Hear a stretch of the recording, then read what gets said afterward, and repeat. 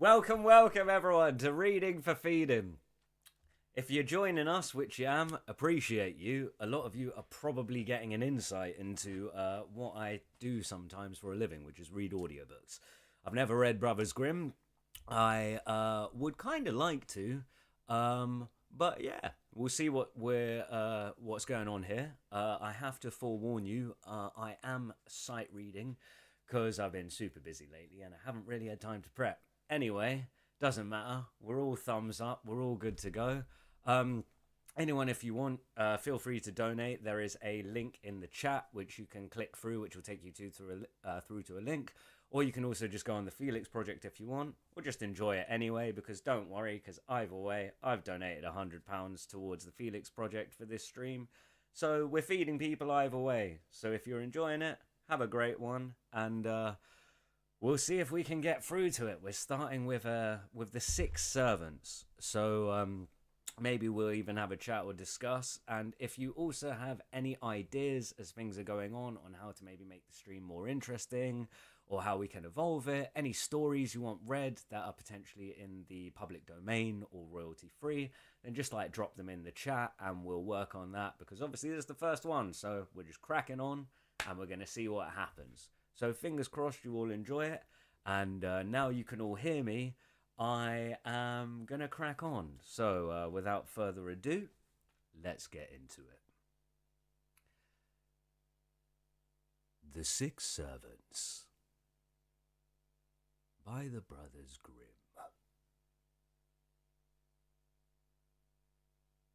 In olden times there lived a queen who was a wicked sorceress, and whose daughter was the loveliest girl under the sun. The old woman's only thought was how she could snare men to ruin, and when a suitor appeared, she would say no one except the man who could solve a certain problem should have her daughter. Many were dazzled by the beauty of the girl, and tried to perform the impossible task set them by the old sorceress, but always without success, and each had been obliged to kneel at her feet and have his head cut off. A certain young prince then heard of the girl's beauty, and said to his father, "I beg you, let me go and win her." "Never, never," answered the king. "If you go to certain death." So the son took to his bed, and was an invalid for 7 years, and no doctor did him the least good. When his father saw there was no hope of getting his better, he said sorrowfully, "Go if you like and try your luck. I don't know what else to advise." So the son got up from his couch, perfectly well, and set out in gay spirits.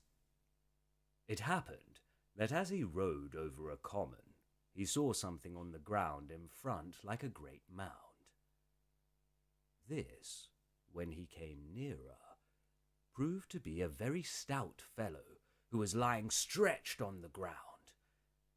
The fat man, when he saw the horseman, stood up and said, "If you want anyone as a servant, take me." Well, the prince asked, what could I do with such a clumsy attendant? "Oh," said the fat man, "that's nothing to you so long as I behave myself well. If I like, I can make myself 1,000 times fatter." "Well, if that's the case," said the prince, "come with me. I think you may serve my purpose." So he went on, followed by the fat man. At a little distance, he came to another man lying stretched on the ground, with his ear pressed against the ground. "What are you doing?" asked the prince. "I am listening," answered the man. "And what are you listening to so attentively?" "I am listening to all that is going on in the world. I have such a keen hearing that nothing escapes me. I can even hear the grass grow." "Well, I should like to know," said the prince, what you hear going on at the court of the old queen with the beautiful daughter. Can you tell me?" "Yes, I hear the swish of the sword that is being sharpened to cut off a suitor's head." Then the king's son said, "You will be useful to me, so come along." So the three pursued their road. Next, a pair of feet was seen in the distance, and parts of the legs could be seen also, but the rest was invisible. After walking a good way, they came to a body, and the head too. "Good gracious!" exclaimed the prince. "What a long Tom you are!" "Yes," was the answer, "but when I stretch my limbs out properly, I am 3,000 times as long and taller than the highest mountain on the earth. If you'll engage me, I'll serve you well." "Well, come along then," replied the prince. "You may be useful." So they all went on together and came to a man sitting by the roadside with his eyes bound up. The prince asked if he had weak eyes and was unable to bear the light. "No, indeed," he answered. "I have such marvelously sharp sight that I am obliged to keep the bandage on. Otherwise everything I look at would dash to bits. If such a gift is of any service to you, take me with you." "Oh, come along," said the prince. "You may be useful." They went on, and next came across a man lying in the sun, shivering and shaking as if he were frozen. Not a limb of him was still. "What makes you shiver?" asked the prince. "The sun is so hot." "Ah," answered the man, "my nature is different from other people's. The warmer the weather, the colder I am, and the more I shiver. And the more I shiver. And when the weather is cold, I become hot.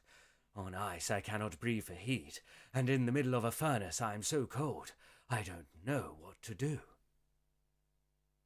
"You are a wonderful fellow, certainly," said the prince. "If you would like to be my servant, come along." They went on and came to a man with such a long neck that he was standing peering round They went on and came to a man with such a long neck that he was standing peering round him over all the mountains. "What are you looking at so intently?" asked the prince. "I have such bright, keen eyes," he replied, "that I can see over woods and fields and mountains and valleys to the very end of the world." The prince then said, "Come with me. It would not do to pass by such a curiosity." So, soon the prince with his 6 extraordinary servants arrived in the town where the old queen lived. Without saying who he was, he told the queen that if she gave him her lovely daughter, he would fulfill any task that she might impose on him. The sorceress was delighted, another fine and gallant youth falling into her snare, and said, "I will make a 3-fold condition. Fulfill it, and you shall be my daughter's lord and husband." "Oh, what is the first part?" asked the prince. "You are to bring me a ring that I have dropped into the bottom of the Red Sea." The prince went home to his servants and said, "The first thing to be done is not easy. A ring must be fished out of the Red Sea. How easy is it to be accomplished?" The man with the bright eyes said, "I'll look and see the spot it lies on." He looked and announced that he saw the ring hanging on a sharp stone. The tall, lanky man said, "I could easily fetch it out if I could see it." "Well, if that's all," cried the fat man, "I can help." He stooped down and held his mouth open over the water. The waves broke into it as if it had been a cave, and so he drank up the whole sea and left it as dry as a meadow. Then the long man stooped a little and picked up the ring with his hand. The prince, in high delight, took the ring to the old sorceress. She was naturally astounded and said, "Yes, that's the right ring. The first part of the condition you have accomplished. Now comes the second. Do you see over there, grazing on the meadow in front of my castle, 300 fat oxen? These you are to devour, hair, horns, bones, and all, and in the cellars below are 300 casks of wine. These you must drink, every drop of, otherwise I shall have you killed." "Mayn't I invite a guest to the banquet?" asked the prince. "Without company, no meal is very appetizing." The old woman laughed evilly. "You may invite one person," she said, "but only one." The prince returned to his servants and said to the fat man, "You are to be my guest today, and eat yourself full for once." The fat man then unbelted himself and became 1,000 times bigger. He had no trouble in putting away the 3,000 oxen, and when he had swallowed the last bone, asked if there was not another course. He then drank all the wine out of the casks, not leaving so much as a drop hanging on the tap. The old woman exclaimed, when she learned that he had performed the second part of the condition, "So far no one else has done as much as you. But now comes the third point, and this is the hardest of all, and will certainly cost you your head." Then she said, "This evening I shall bring my daughter to your room, and leave her there, and you may sit with your arms round her. But be careful that you keep awake. I shall come again at 12, and if in the meantime she has vanished, you are lost." The prince thought, "This part of the condition sounds easy and pleasant. I shall not be likely to close my eyes." He nevertheless called his servants and confided in them what the old creature had said. "There is no knowing what cunning lies behind the proposal," he remarked. "One cannot be too careful. So keep watch and be careful that the maiden doesn't escape from my chamber." At nightfall, the sorceress brought her daughter and put her in the prince's arms. Then the lanky one twisted himself in a circle round the pair, and the fat man stationed himself at the door so that no living soul could come in. There the two sat, and the girl did not speak a word, but the moonlight shone through the window and lit up her lovely face. The prince could do nothing but look at her beauty, full of joy and love, and no fatigue visited his eyes. This lasted till 11 o'clock, when the old queen cast a spell over them, and they all fell asleep. And at that moment, the girl was taken away. They slept on till 11:45, when the spell lost its power, and they awoke. "Oh, misery and misfortune!" cried the prince. "Now I am lost indeed."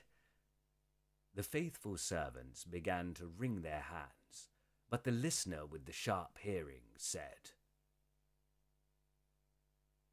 "All be quiet."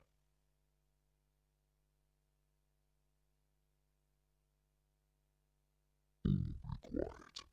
Let me listen. He listened for a moment, and then retorted, She is sitting within a rock 300 hours' journey from here, and laments her fate. You alone can help her, lanky one. 2 or 3 strides will take you there. "Yes," answered the lanky one, but the sharp-eyed man must come also to smash down the rocks." So the lanky man picked up the man with the bandage over his eyes, and in a second, before you had time to snap your fingers, they were standing by the enchanted rock. At once, the lanky man removed the bandage from his companion's sharp eyes, and with one glance the rock was shivered to atoms. The lanky man then took the maiden up, carried her back in a moment, went again for his comrade, and just as 12 struck, they were all in their places as they had been before the spell. The old sorceress slunk in with a sneering smile, as much as to say, "Now he must be mine," for she thought her daughter hundreds of miles away inside the rock. But when she saw the girl inside the prince's arms, she was frightened, and muttered, "Here's a man who can do great wonders than I." There was nothing now to be done but to give her daughter to the prince, but she managed to whisper in her ear, "Shame on you to obey the behests of vulgar people, not to choose your bridegroom of your own free will." The maiden's proud soul now rose in revolt, and she planned revenge. Next morning, she ordered 300 faggots of wood to be collected and set alight, and said that although the threefold condition had been fulfilled, she would not marry the prince till one of his party had sat in the midst of the burning faggots. She imagined not one of the servants would consent to burn for their master's sake, and that he, out of love for her, would get into the fire himself, and so she would be rid of him. The servants said to one another, "We have all done this." The servants said to one another, "We have all done something except the shivering fellow. Now it is his turn." So they sent him into the furnace. It burned for 3 days, and when the flames subsided, there stood the shivering man among the ashes, shaking like an aspen leaf, blue with cold. "Such a frost," he said, "I have never experienced in all my life. If it had gone on much longer, I should have been frozen to death." Now there was no escape. The beautiful girl was obliged to take the strange youth for her husband. But when he was leading her to the church, the old queen said, "I cannot bear this disgrace," and she called out the soldiers and sent them to the church and bring back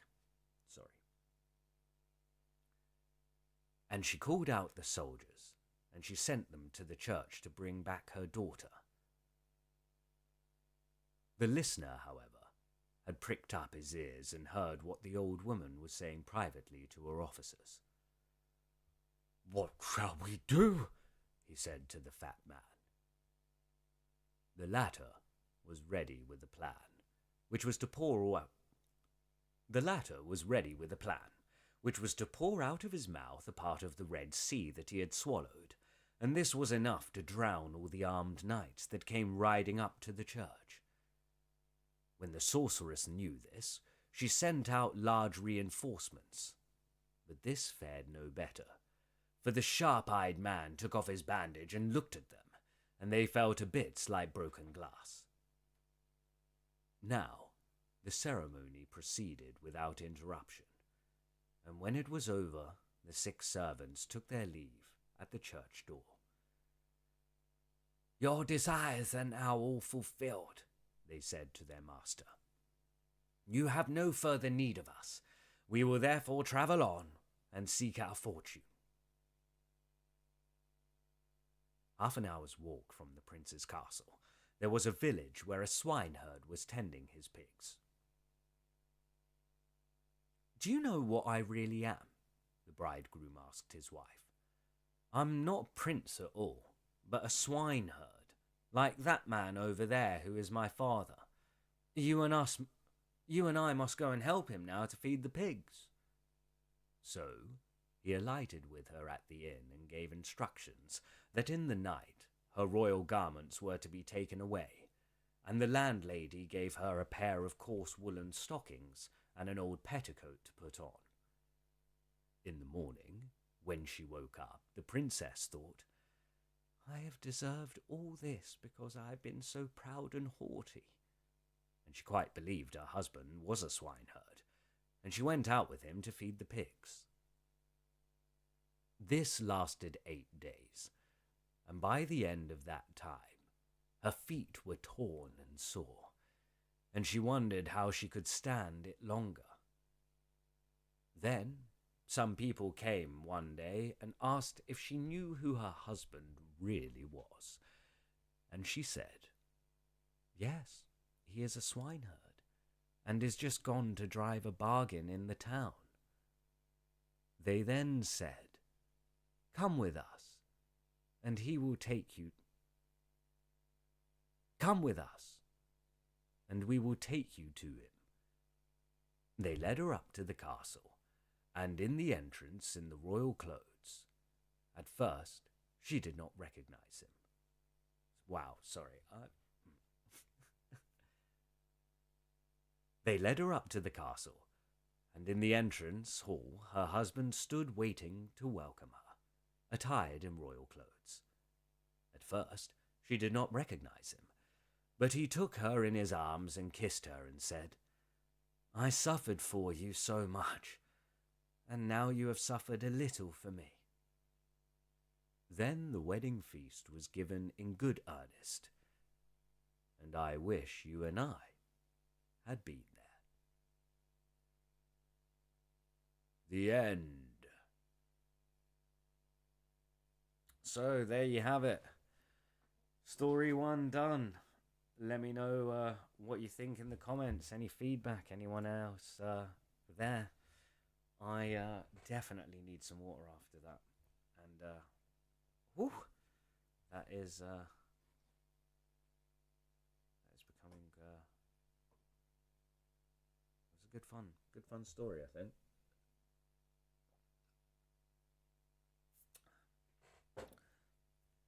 Anyone still there want to discuss the morals? Anyone have any thoughts about that story? What they think about it? Oof. Oh man, I think I need a little pick me up. Oh, hi Mum. Thanks for joining. I don't know when you joined in, but appreciate it. Thank you.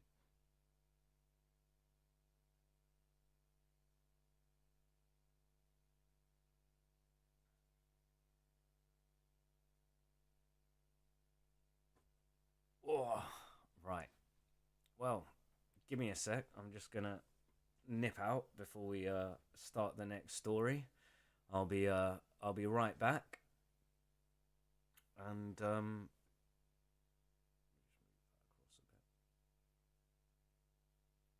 yeah, I'll be right back. Pop that there. See if there's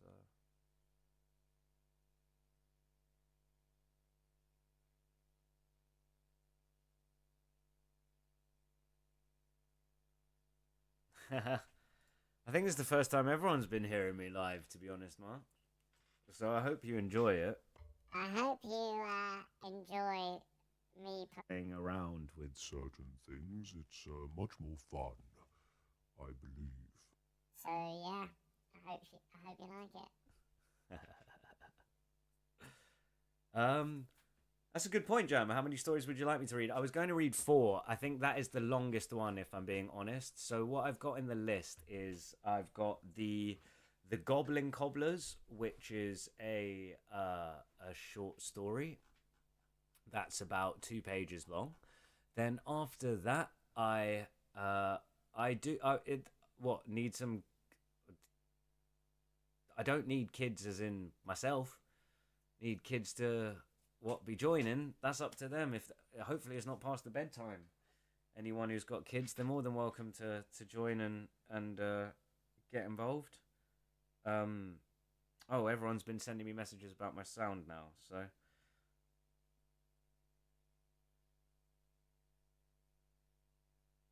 Oh, yeah, excuse me, sorry. Yeah, it'd be nice. I could. I'll see if I can share it with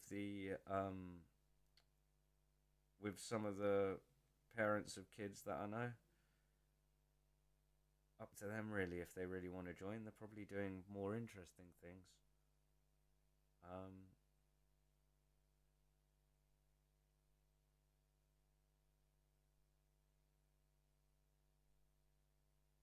Share it around. But I do need to just. I know it's bad. I just need to grab some quick sugar and do a quick pick me up. So. Yeah, I think what's the time in India right now? I think it's a bit. It's a bit. I think it might be a bit late in India right now, right? I'm not sure. What do you think?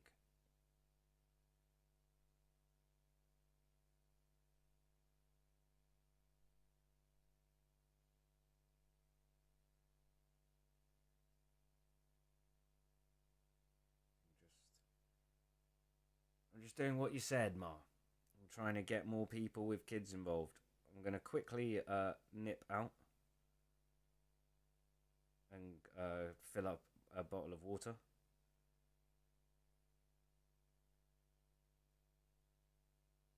And then I'll be out and I'll crack on.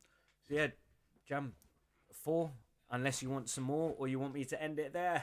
Because you didn't enjoy things. So I was like, you want it there, it's all good. So no problems there. Right, yeah. Let me just sort this out. And then quickly nip out.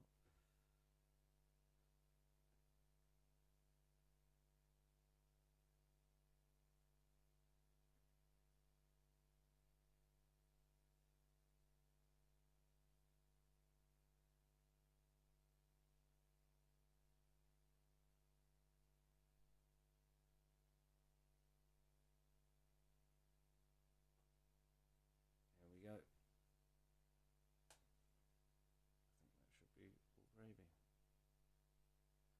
Awesome. Right, let me do that. Then crack on. Just going for a quick break. If you're just joining us, welcome, welcome. We finished the first story. I just need to grab some water because I haven't been very well prepared, which is fine because everyone enjoys that anyway. And then we'll crack on. Just going to get some water, and I'll see you guys in about a minute or 2 minutes.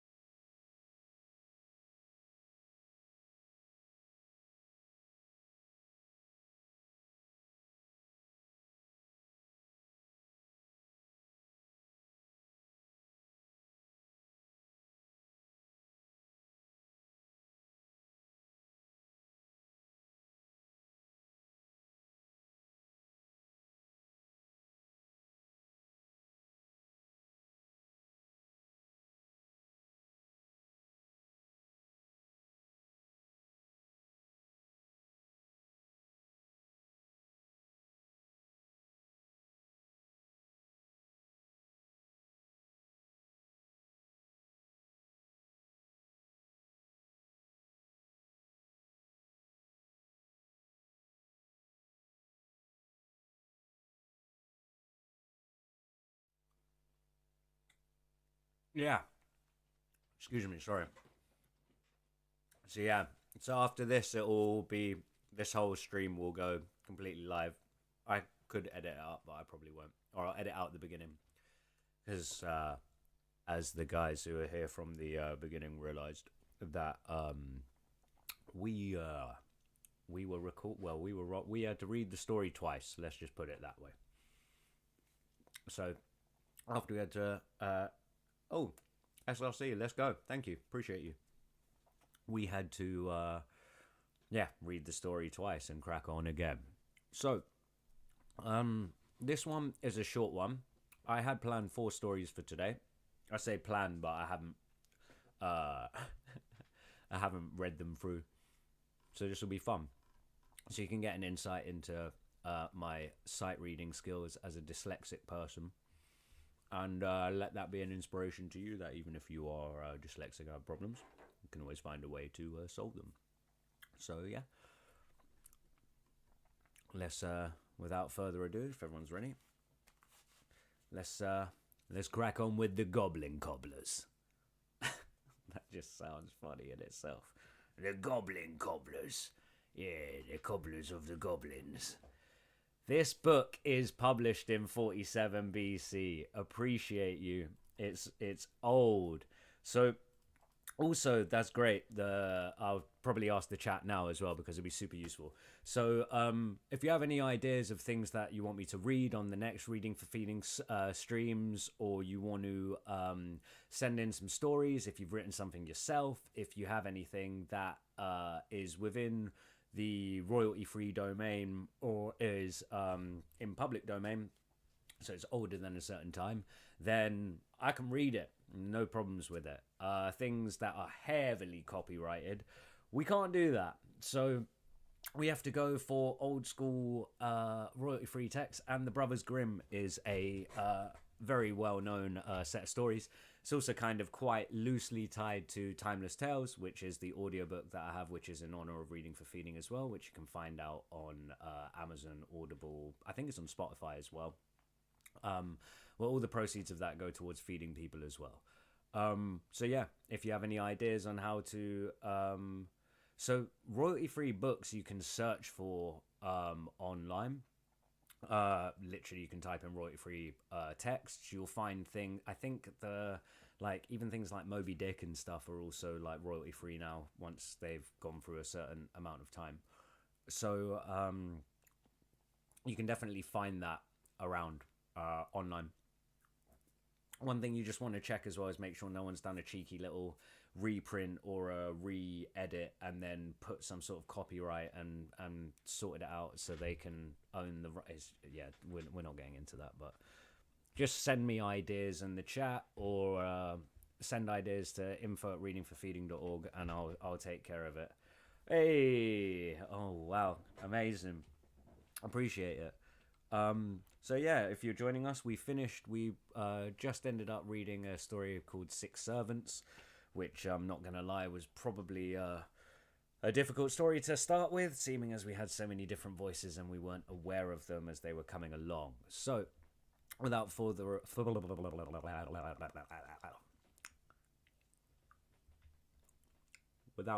ado,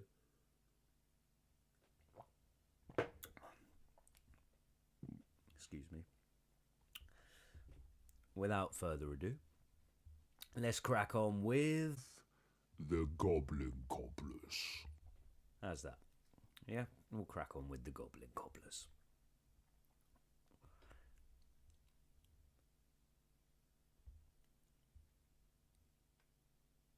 The Goblin Cobblers by the Brothers Grimm.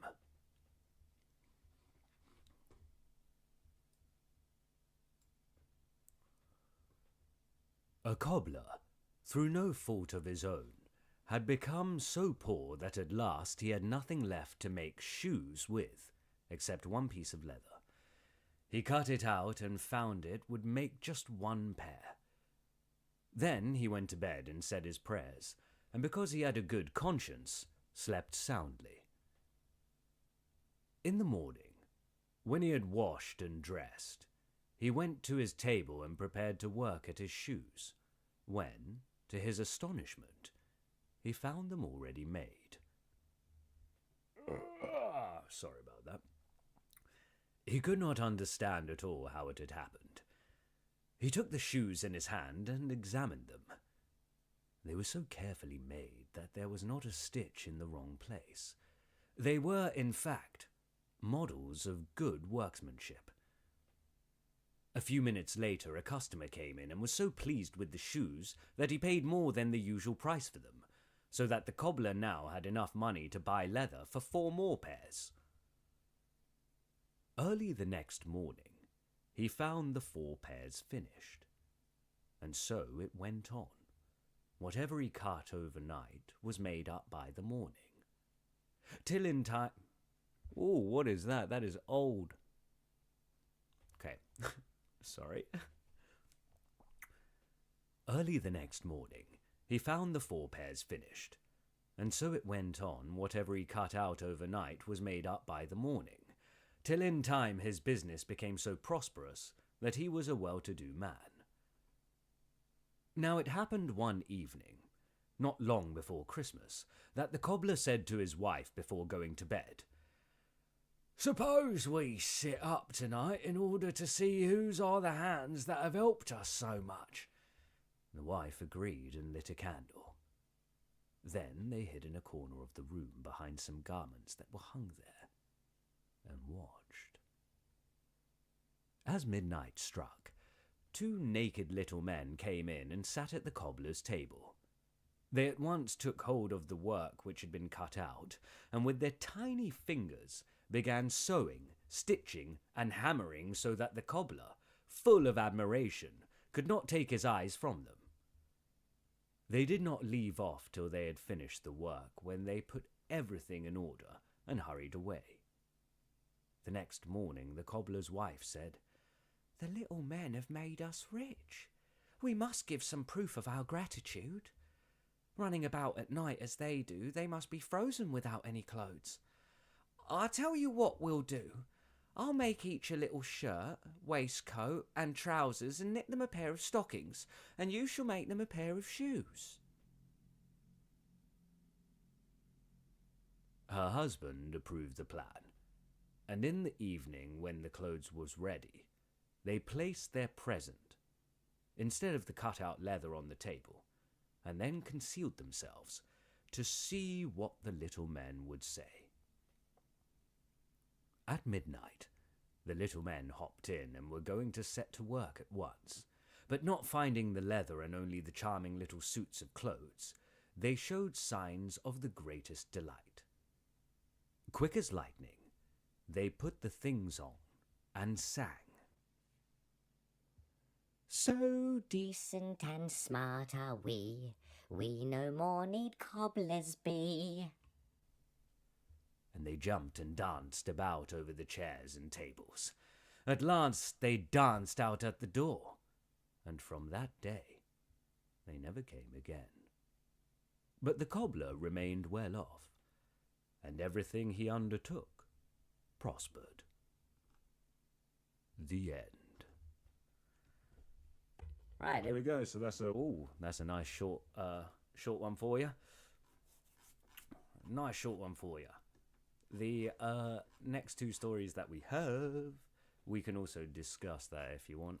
I'm actually trying to understand the moral of that story, but I think it's to give gratitude if things are being done for you or somebody is doing something that benefits you. Give gratitude. Be of service. If you would like, and if you don't, well, that's on you. So I hope you enjoyed that story. We've got 3 people still watching. Thank you, appreciate you. You can donate via the link in chat if you want. You can also go via the the magic herbs.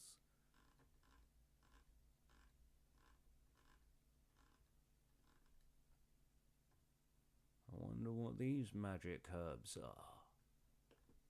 Should we do these magic herbs? No.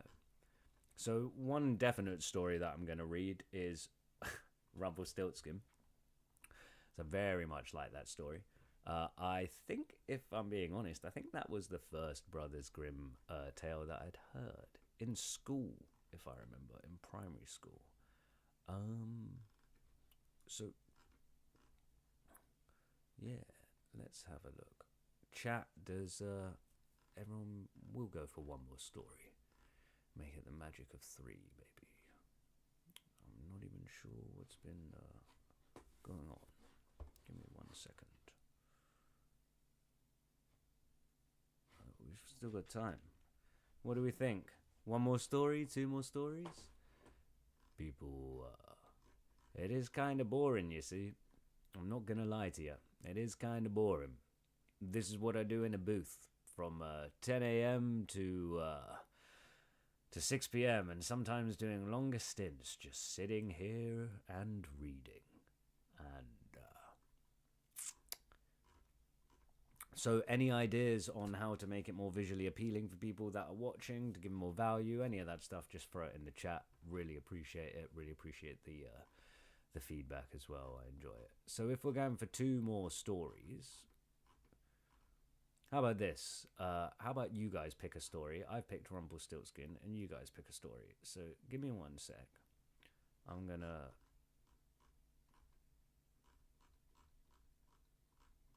find some contents. So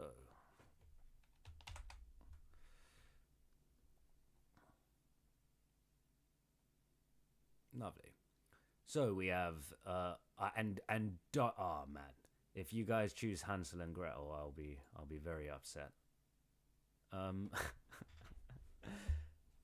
Yeah, see, I thought about doing the Magic Herbs one, because the Magic Herbs one is I've never read that before. I don't know what it's about. Rumpelstiltskin is definitely one that I would like to, which I'll read. The Golden Goose I remember as well. The Golden Goose is interesting. So all right, cool. We'll go for Magic Herbs. So the chat has spoken. Let's see if we can find these Magic Herbs.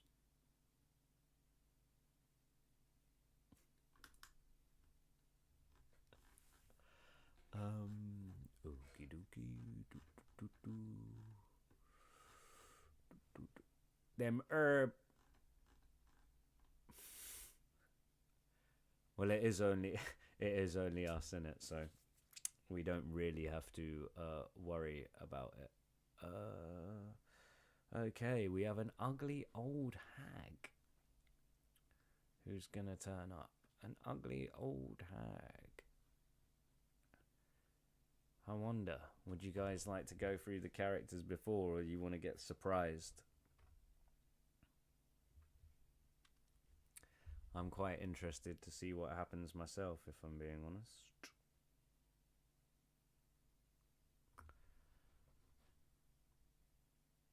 I am not sure what this Haggins is gonna be like, but yeah, we'll see what happens. We've got some fun things going on over here, which is always quite interesting. Oh, God. So, without further ado... Ooh. Yeah. Freestyler. No problems. We'll see what we can do. He's not the Messiah. He's a very naughty boy.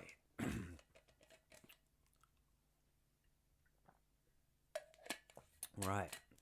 Well, without further ado then.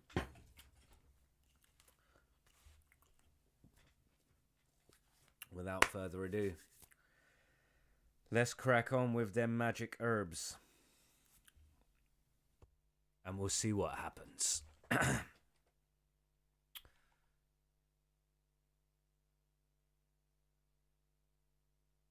The Magic Herbs by Brothers Grimm.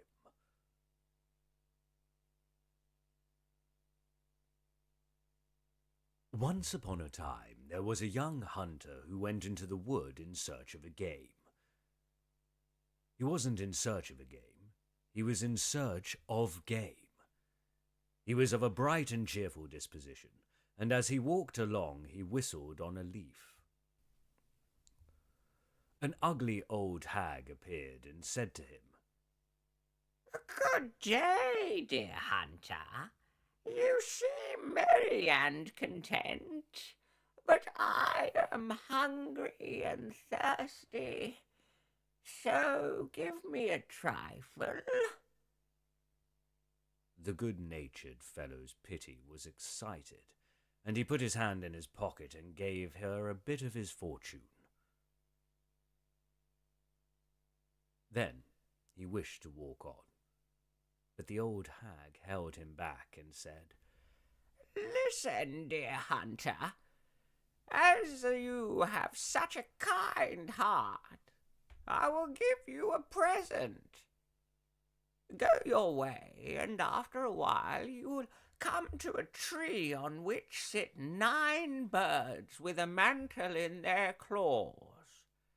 Take aim with your fowling piece and shoot into the middle of them. They will let the mantle fall, but one of the birds will be hit too and fall dead on the ground. Take the mantle with you, for it is a wishing mantle, and you have only to throw it over your shoulders, and you will find yourself at once in a place you may... Oh, you have only to throw it over your shoulders, and you will find yourself at once in any place you may wish to go. Take the heart out of the dead bird's breast and swallow it whole, and you will find every morning when you get up a gold coin under your pillow. The hunter thanked the wise woman and thought, "She promises me pleasant things. I wonder if they'll come to pass." But he had not gone 100 steps when he had heard a great twittering and calling among the branches, and on looking up saw a number of birds tearing with their claws and beaks at a cloth which they dragged about. They were fighting and disputing as to which of them should have it. "Really, this is wonderful!" exclaimed the man. "Everything is happening as the old crone said it would." And he took aim and fired, so that the feathers of the birds thickened the air. The covey took flight, but one bird fell wounded to the earth, and the mantle too dropped at his feet. Then the hunter obeyed the old woman's instructions, ripped up the bird, took out its heart, swallowed it whole, and carried the mantle home. The next morning, when he woke, he remembered the old woman's prediction, lifted his pillow, and saw the flash of a gold coin. The next morning he found another, and so it went on till he had a great pile of gold. Then at last he asked himself, "What is the good of all this wealth if I stay at home? I will use it and see the world." So he bade farewell to his parents, hung up his hunter's wallet and gun, and set off. It happened one day that he came through a dense forest at the other end of which, lying in the valley, was a very grand castle. In one of its windows an old woman and a beautiful girl stood looking out. The old woman was a witch, and said to the girl, "There comes a man who has a wonderful treasure in his inside. We must relieve him of it, daughter dear. It will agree with us better than with him. It is a bird's heart, and every morning he finds a gold coin under his pillow." She then told the girl her design of robbing him, and the part she was to play in the plot, and with the flashing eyes threatened her that if she did not do as she was told, it would be worse for her. When the hunter drew near, he caught sight of the girl at the window and said to himself, "I have walked a long way, and will ask to be put up in this nice castle. I have money enough to pay for luxurious quarters." But it was the pretty girl in the window that attracted him. He entered the house, and was warmly welcomed and entertained. Then the old woman said, "Now we must get hold of that bird's heart. He will never miss it." She prepared a hot drink, and when it had boiled, poured it into a goblet which she told the girl to give to the hunter. "Here, my dearest," she said, "drink my health."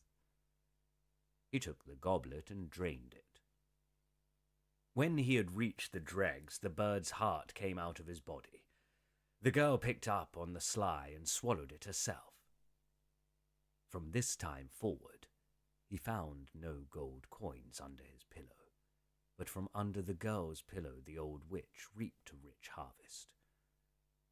The young man, however, was so much in love that he took no heed of anything but the pretty girl. And then the old woman said, "We have got the bird's heart. Now we must have the wishing mantle." The girl answered, "No, let him keep it as long as he has lost his wealth." The old woman flew into a passion and said, "A mantle such as that is a valuable possession. I will and must have it." So she gave the girl blows and said if she did not obey her, she would rue it. The girl thereupon did the old woman's bidding. She placed herself in the window and gazed at the distant view as if she were miserable. "Why do you stand there looking so sad?" asked the hunter. "Ah, my dear," she gave answer. "over there lie the granite mountains, where the costliest jewels and precious stones come from. I cherish so great a longing for them that it makes me sad to think how impossible it is to get them. Only the birds that fly can go there. Men never." "If that is the cause of your sadness," the hunter said, "I can relieve your mind." Thereupon he caught her under his mantle, wished himself at the granite mountains, and the next instant they were both sitting there. The costliest gems glittered all round them, and they gathered up some of the most precious. But the witch, with her magic, has made the hunter's eyes heavy and weary. He suggested to his companion that they should sit down and rest a little. "I am so tired," he said. "I am ready to drop." And he laid his head in the girl's lap and fell asleep. When he was in a sound slumber, she unfastened the mantle from his shoulders, put it over her own, and shoveling up her diamonds, rubies, and pearls, wished herself at home. When the hunter awoke, he saw the trick his lady love had paid him, and that he was alone and deserted on the strange mountains. The mountain he was on belonged to some monstrous giants who lived there, and he had not been long awake before he saw them striding towards him. He lay down again and shammed being in a deep sleep.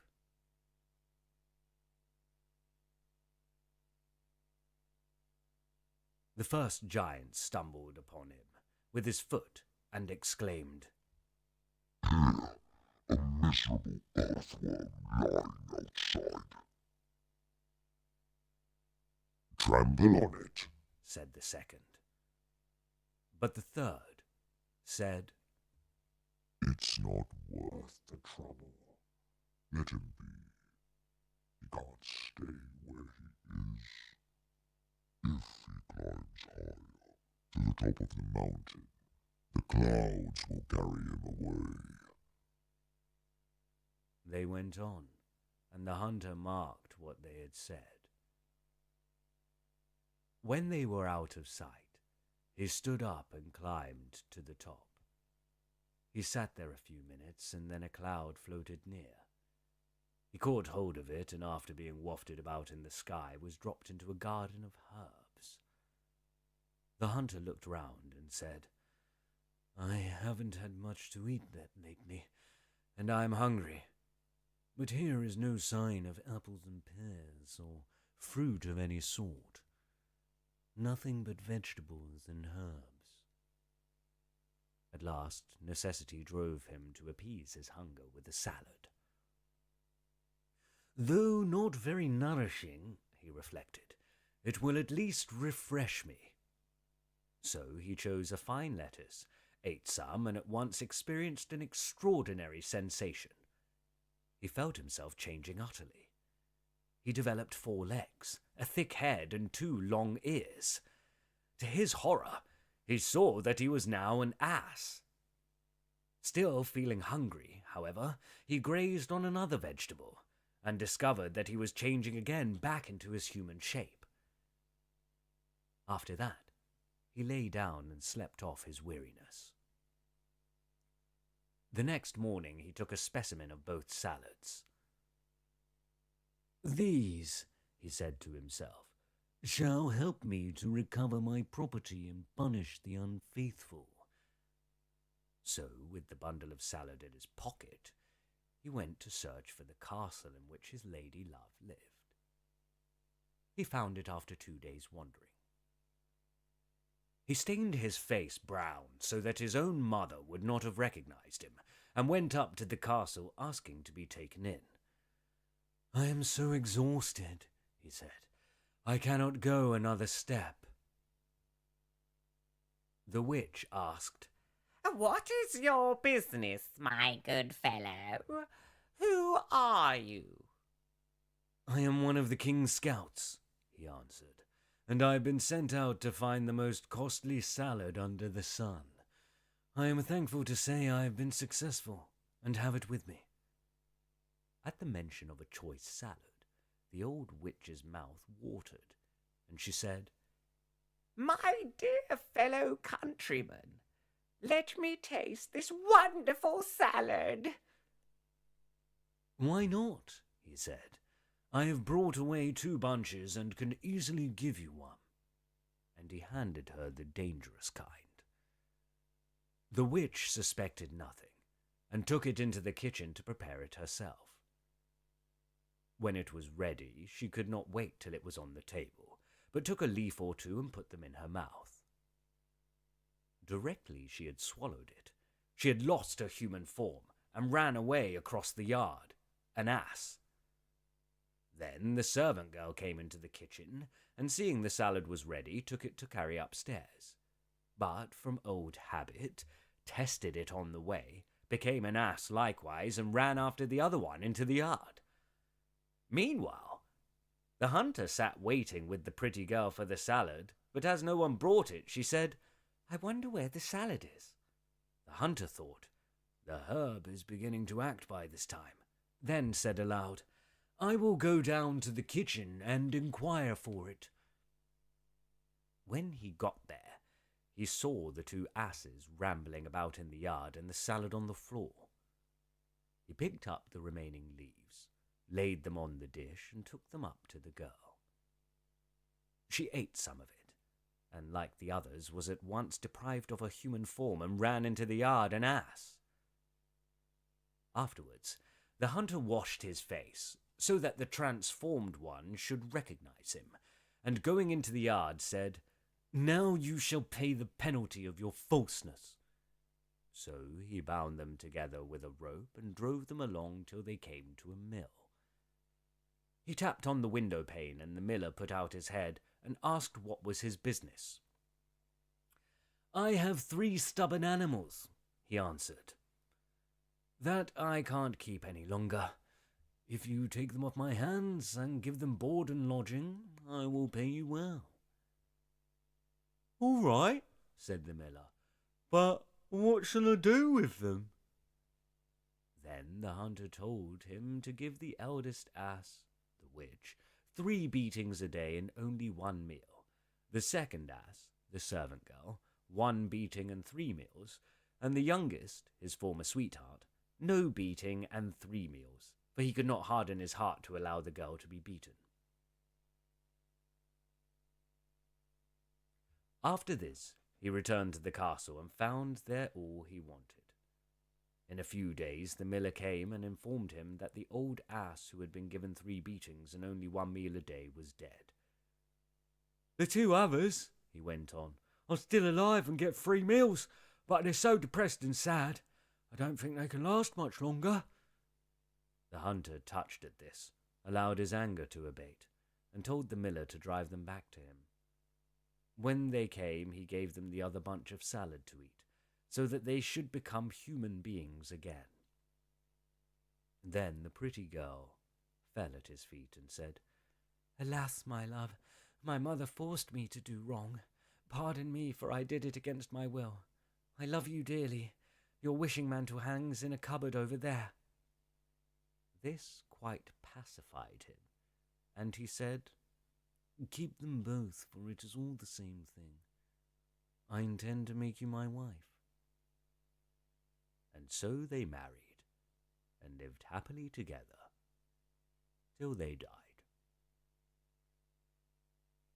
The end. There we go. On the magic herbs. That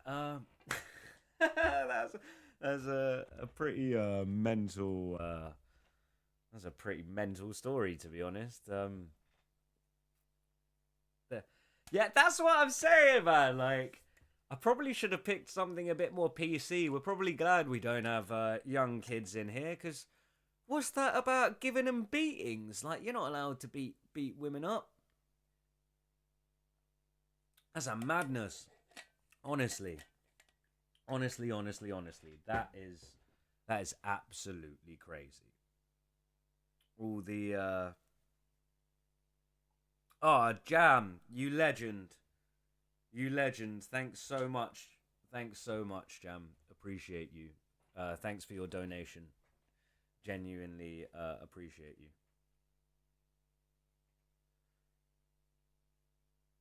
So yeah, if you're involved, if you're in, thanks for watching. Chuck in comments in the chat whether there's 2 was really harsh.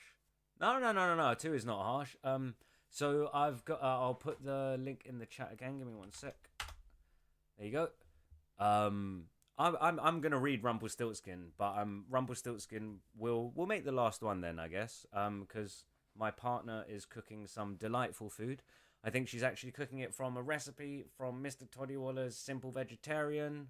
So go and grab that via Amazon. I can also leave a link in the chat for that as well if you want to get the new cookbook. Excuse me. Yeah, everyone enjoy, eat. Excuse me. She is making I think she is making a malai, or she's making I think she's making some palau, and then we've got a chicken tikka recipe or a chicken malai tikka recipe from another book, and we're merging 2 together. And I don't even know.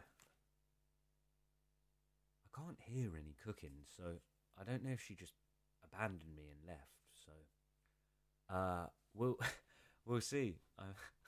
I'm not entirely sure.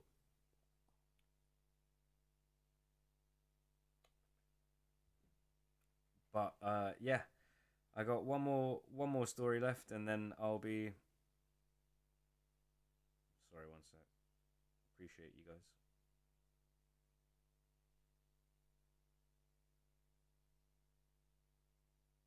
So what I'll do as well is, with all the donations, I'll make another video to show what that's gone towards through Felix Project, and what we've helped out and who we've helped out as well. So we can quantify that and keep a bit of transparency there as well. Oh wow, it does that, great. So the it's interesting, isn't it? Teleprompter's great. Sorry, I'm still just getting used to it. Let me know in the comments if you enjoy my my new teleprompter. It is so I can give you this attention and still read. It's actually super cool. But yeah, that actually looks good. I can check that, so that works out. So yeah, 4 people watching at the moment. Thank you, appreciate you all. If I there's more chats going on. Okay, amazing. What's going on here?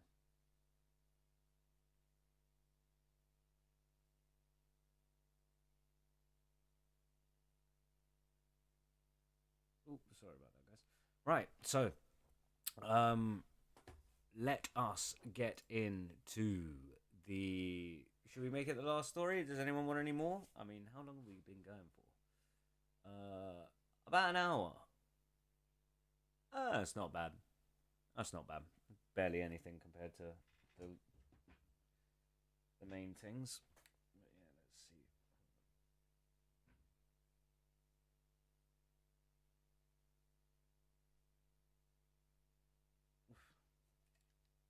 But yeah, also just so you guys know, any donations you put through the PayPal link, taxes paid on that too. So there's double goodness happening there. Oh, right. Rumplestiltskin. What is Rumplestiltskin saying? Oh, it's a shorters. It's a really short one, guys. So, if you're still watching, appreciate you. Yeah, shall we get into it? Or if you want, I can play with some funny voices, and we can have a absolute play with Some interesting voices, to be honest, if you would like. There's some really weird stuff, you know. And there's some really interesting things.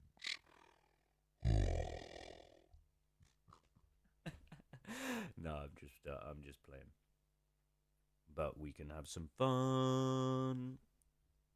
All the way Throughout with a little bit of riff and a little bit of that. So, without further ado, everyone's probably gone to go and eat, and I will need to eat soon. So, let us get into it. We are going to be reading. it's quite interesting. Not that far off. Okay, sorry. I'll start. I will start reading and stop messing around. But I'm just having fun. So, blah, blah, blah, blah. Rumplestiltskin by the Brothers Grimm. Once upon a time, there was a miller who had a very beautiful daughter. She was not only beautiful, but shrewd and clever, and her father was never tired of boasting about the wonderful things she could do. One day, having to go to the palace on business, he told the king that his daughter could spin gold out of straw. Now, the king was very fond of money, and when he heard the miller's boast, he at once ordered the girl to be brought before him. Then he led her to a room where there was a great quantity of straw, gave her a spinning wheel, and said, "All this straw must be spun into gold before morning. If it is not, you will surely be put to death." It was in vain that the poor maiden declared that she could do no such thing. The door was locked, and she was left alone in the room. She sat down in one corner and began to weep over her hard fate, when suddenly the door opened, and a funny little man hobbled in and said, Good morrow, my lass. What are you crying for? "Alas," she said, "I must spin all this straw into gold, and I don't even know how to begin." What will you give me asked the little man. to spin it for you? My beautiful necklace," replied the maiden. The dwarf took her at her word, and sat himself down to the wheel. Round and round it went merrily, and presently the work was done, and all the gold was spun.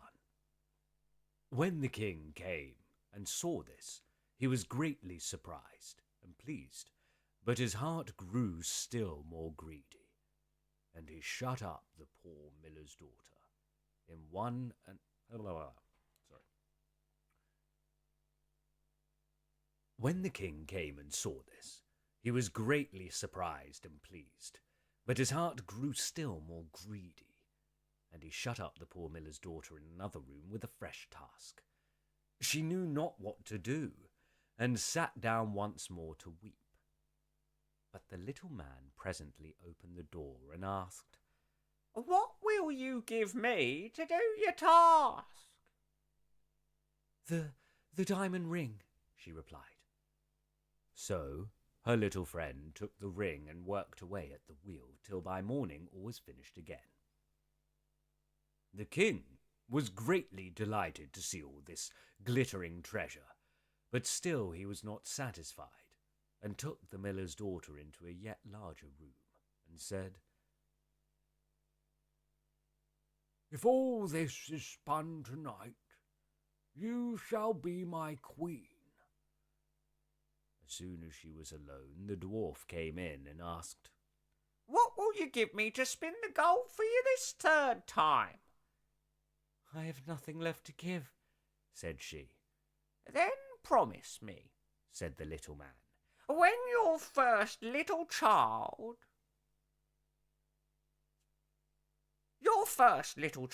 when you are queen. That may never be, thought the miller's daughter, and as she knew no other way to get her task done, she promised what he asked, and he spun once more the whole heap of gold. The king came in the morning, and, finding all he wanted, married her. At the birth of her first little child, the queen rejoiced greatly, quite forgetting the little man and her promise. But one day he came into her room and reminded her of it. Then she grieved sorely at her misfortune, and offered him all the treasures of the kingdom in exchange, but in vain, till at last her tears softened him, and he said, I will give you 3 days' grace, and if during that time you tell me my name, you shall keep your child. Now the queen dispatched messengers all over the land to inquire for the new names.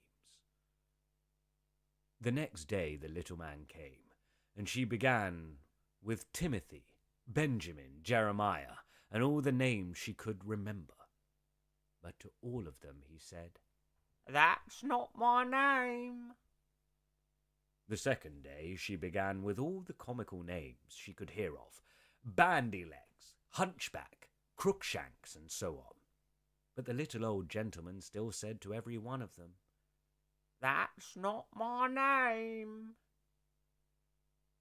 The third day came back one of the messengers, and said, As I was climbing a high hill among the trees of the forest, I saw a little hut, and before the hut burnt a fire, and round about the fire danced a funny little man upon one leg and sang, Today I'll brew, tomorrow bake, merrily I'll dance and sing. Tomorrow will a baby bring. The lady cannot stop my game. Rumplestiltskin is my name. When the queen heard this, she jumped for joy, and as soon as her little visitor came and asked, Now, lady, what is my name? Is it John? Asked she. No. Is it Tom? No. Can your name be Rumplestiltskin? Some witch told you that! Some witch told you that! Cried the little man, and dashed his right foot in a rage so deep into the floor that he was forced to lay hold of it with both hands to pull it out. Then he made the best of his way off, while everybody laughed at him for having had all his trouble for nothing. And the queen never saw him again. The end.